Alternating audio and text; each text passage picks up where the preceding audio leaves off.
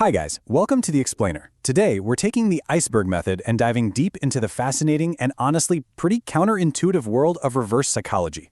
We hear this term thrown around in pop culture all the time, but today we're going to look at the actual clinical science and the psychology operating behind it. Over the next few minutes, we'll explore exactly why our brains are fundamentally hardwired to push back against authority. We'll get into how researchers understand the theory of reactance and how you can actually spot mismatchers in your daily life. We're even going to look at how clinical therapists use these exact same mechanics to treat severe anxiety. So it's a packed journey, going straight from everyday behavioral quirks right down to deep psychological science. Grab a notebook and let's dive into this. You know, the classic child psychology trick, right? A dad is trying to get his kids to eat their dinner, so he says something like, "All right, I don't want to see any children at this table eating their carrots. I better not catch anyone."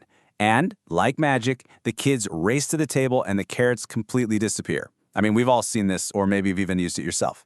You tell someone not to do something, specifically because you secretly want them to do it. But think about the universal feeling of being on the receiving end of this. When you grow up and realize you were played by this little trick, it feels almost insulting, doesn't it? Well, that visceral reaction to being manipulated is actually a massive clue to the psychological machinery operating under the hood. The actual science behind why this works, why human beings are just so predictably rebellious, is absolutely incredible. All right, Section 1, Understanding Reverse Psychology. Let's plunge beneath the surface level of this concept and see what's really happening inside our brains. Now, academics and researchers don't actually call it reverse psychology. The formal terminology they use is strategic self-anticonformity, or SSA. Basically, it's a highly calculated tactic where you purposely misrepresent your true desires because you fully expect the other person to contradict you.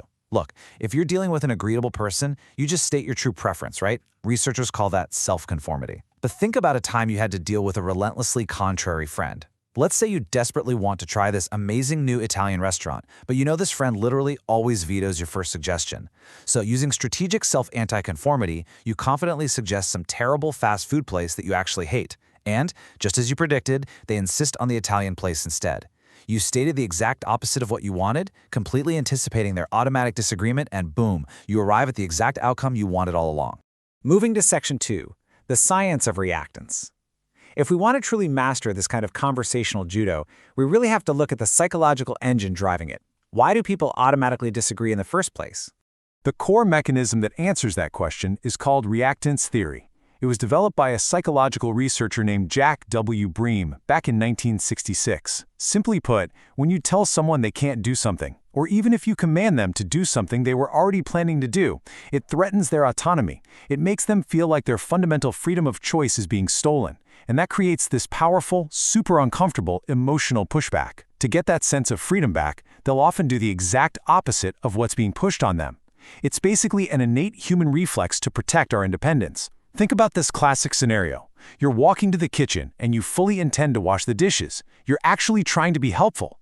But right before you touch the sponge, your partner or parent yells, "Go wash the dishes right now." Suddenly, every ounce of motivation just vanishes, instantly replaced by sheer spite. You don't want to wash them anymore, because doing it now means you're complying with a command, not exercising your own free will. Here's the really crucial point, though. Not everyone is equally susceptible to this pushback. Easygoing, flexible people don't fall for reverse psychology very easily because they just don't experience that intense reactance. It's the stubborn, irritable, and highly emotional individuals who are remarkably vulnerable to their own reactance. Teenagers and kids are the obvious examples, right? But it goes way deeper. Type A personalities and individuals with narcissistic traits have this massive, overriding drive for control. Their entire worldview is built on being the one calling the shots. Because their need for absolute autonomy is so intensely high, their reactance flares up at the slightest perceived command. And this creates a really fascinating paradox. Because they desperately refuse to be controlled by others, their totally predictable, automatic defiance actually makes them the absolute easiest people to control through strategic self-anticonformity. Which brings us to Section 3, Paradoxical Interventions in Therapy. Let's go down to the deepest part of the iceberg here and see how clinical psychotherapists actually use these exact mechanics to treat severe disorders. In a clinical setting, this is known as a paradoxical intervention, and one of the most fascinating forms of it is called symptom prescription. Therapists will literally encourage a patient to voluntarily maintain or even drastically increase the exact symptom they came in to cure. It sounds crazy, but imagine a patient suffering from severe insomnia.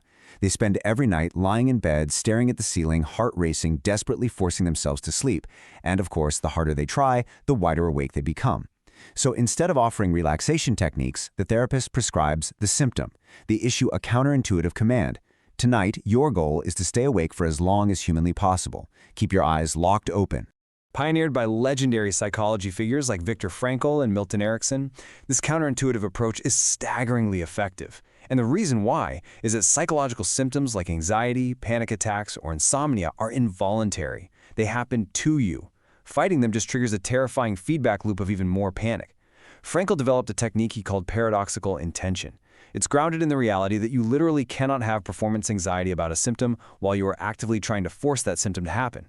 By instructing the patient to deliberately engage in their phobia, the therapist completely shifts the locus of control. The patient takes the steering wheel back. So when that insomniac tries their absolute hardest to stay awake to fulfill the therapist's challenge, the anxiety of failing to sleep completely evaporates. And because that pressure is finally gone, they naturally just drift off. Okay, Section 4. Identifying and influencing mismatchers. Let's ascend back to the surface for a bit and look at a really practical, everyday application. How to deal with difficult, contrarian people at work or in your friend group. In the study of communication, specifically neuro-linguistic programming, there's this brilliant concept of matchers versus mismatchers. Matchers are the people who seek cohesiveness. They look for similarities, they abide by the rules, and generally they want to agree with what you say. Mismatchers, on the other hand, run a subconscious mental script that forces them to constantly spot inconsistencies. If you tell them the sky is beautiful, a mismatcher will immediately point out a dark cloud. We all know someone like this at work. Picture a mismatcher boss. You spend all week perfecting this massive financial spreadsheet. You proudly pitch the final idea, pointing out how flawlessly it works, and your boss instantly scans the document, totally ignores the triumph, and spends 20 minutes lecturing you about one tiny formatting flaw in cell D42. They just love debating details and finding exceptions. If you try to lead a mismatcher directly by telling them your idea is perfect, you are going to hit a brick wall of reactance. So how do we turn this into an actionable strategy? Well, you can guide a mismatcher by introducing what's called a negative twist. Let's say you need that contrarian boss to approve a new initiative. Instead of walking in and saying, I have a highly profitable project we need to launch, which they will instinctively resist, you lean into their nature. You walk in and say, look, I've been working on this project, but honestly, I don't know if our team has the bandwidth for it, and I'm a little worried the timeline is just too aggressive for you. This immediately triggers their reflex to disagree and prove you wrong. They'll probably lean forward and say, what are you talking about? Of course we have the bandwidth. Let me see it. By giving them the space to push back against a negative premise, you are allowing them to choose the positive outcome all on their own. And finally, Section 5, Real-World Applications and Ethical Boundaries. We see this polarity used absolutely everywhere, even on a massive scale in marketing. But there is a dangerous line you can cross if you aren't careful. Advertisers constantly trigger our reactance, sometimes accidentally, and sometimes brilliantly. For example, intrusive pop-up ads often backfire completely. They restrict our freedom to read an article, triggering a strong reactance where we just angrily close the tab out of spite. Then you have the personalization paradox. When highly targeted ads make us feel like our privacy has been invaded by algorithms, it violently threatens our autonomy. We'll literally refuse to buy a product we might have actually liked just to prove the algorithm doesn't own us. But reactance can be utilized positively too. Patagonia famously ran a Black Friday ad with a massive picture of their product and the headline, "Don't buy this jacket." By explicitly telling consumers not to do something, it bypassed all their traditional sales defenses, instantly piqued curiosity about the brand's environmental message, and drove massive record-breaking engagement. But remember, whether you are in business, clinical therapy, or just navigating personal relationships, reverse psychology is inherently an indirect approach to communication. You are intentionally stepping away from authentic, open dialogue. Instead of being completely transparent about your true desires, you are actively navigating around someone's psychological defenses. Applying this requires really careful consideration of the relational dynamics at play, because operating indirectly carries significant psychological weight.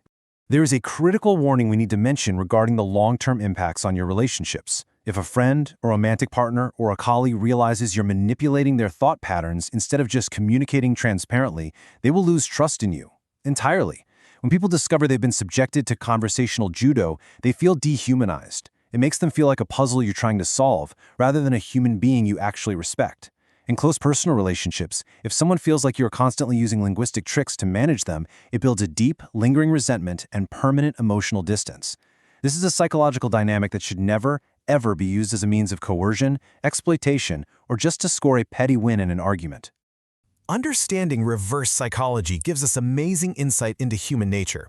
It shows us exactly how deeply we value our freedom and just how predictable our rebellion can be. But it leaves us with a critical question to ask ourselves. Are your conversational tactics empowering others to take control, or are you just manipulating them for your own gain? Thanks for watching. Please like, share, comment, and subscribe.